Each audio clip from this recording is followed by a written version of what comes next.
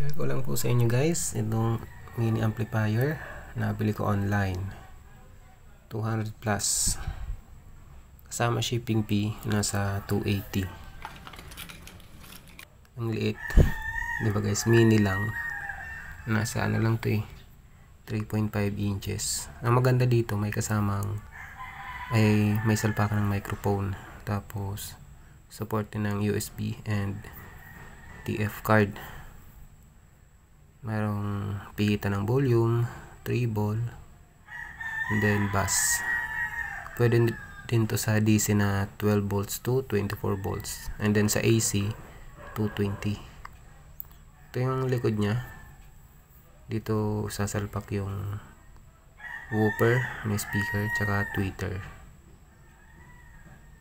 Ayan.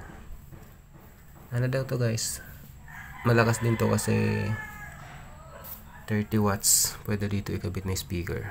Saktong sakto. Mayroon tayo ditong Hyundai Platinum na 6.5 inches car speakers. So ang nominal naman nito ay 30 watts. Kaya pwede ito dito.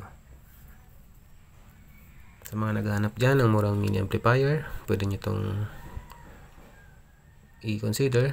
Pwede kasi ito pang gabit sa motor or pang bahay. Pwede pang makapag-video okay kasi may salpakan ng mic. Diba guys? Ito lang yung kasamang wire sa loob nya.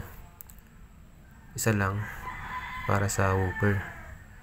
Kung magkakabit ka ng tweeter or mid-range, pwede nang isabay natin dito. I-parallel na lang natin. Or pwede mo din ihinang. Diba? Yan lang yung kasama sa box.